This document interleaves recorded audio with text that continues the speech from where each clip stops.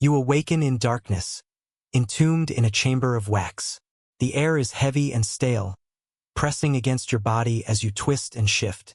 Something inside you changes, pulling at your muscles, reshaping you, forcing you into a form that feels alien. You chew your way free from the walls, wax sticking to your mandibles, and drag yourself into the hive. The world outside your cell is suffocating.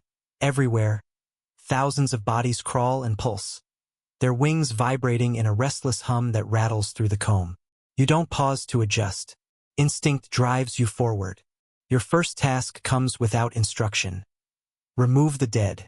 The smell finds you before the sight does. A stench of rot coils into your antennae. You find the body slumped in its cell, its skin soft and collapsing inward, its legs curled and broken.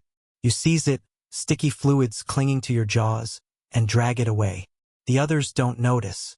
They brush past you, their eyes glazed, their movements mechanical. None of them help. None of them ever help. You are alone with the corpses. You pass row after row of cells, some pulsing with life, others sealed too tightly, hiding horrors inside. One cap crumbles under your bite, revealing a face that never finished forming, its head swollen, its wings twisted like wet paper. You pull it free, wax tearing, brittle limbs snapping in your grip. The odor spreads fast, sickly and thick. But you do not stop. You cannot stop. The hive cannot tolerate weakness. You keep walking. Every corridor reveals more. Bodies half-formed. Bodies torn. Bodies oozing. Sometimes they slip from your grasp, falling into the comb where others step over them, never looking down. Sometimes their wings rip off in your jaws, left behind like scraps. You carry them to the edge, dropping them into the darkness beyond the hive. Still, the dead never stop appearing. The hive shifts around you. A sound rises from the brood chamber, a low, crawling murmur. You enter, and the air vibrates differently here. The larvae writhe inside their wax prisons, pale and blind, mouths opening and closing without thought. You lean over them, pressing your glands against their lips, releasing food they cannot refuse. One by one, they take it. One by one, they grow because of you. But some cells are different, larger, distorted, built to raise something greater. You descend into them and feed the chosen ones a substance thick and white, richer than anything you've given the others. You don't question why. You don't wonder what they will become. You only feed. Always feed. The drones wait at the edges, their mouths hanging open, wide and useless. They do nothing but consume. Their eyes follow you, dark and empty, as you place food into their mouths. They never speak. They never move until they're told to. They only take. Deeper inside, you feel her, the queen. Her scent pours over you before her body appears, heavy and swollen, dragging itself from cell to cell. She does not look at you, but you cannot resist her. You fall into the circle around her, brushing her with your legs, cleaning her body, feeding her mouth. Her pheromone clings to you, and when you leave her side, you carry it outward, spreading her silent command across the hive. It seeps into every bee, filling them, binding them.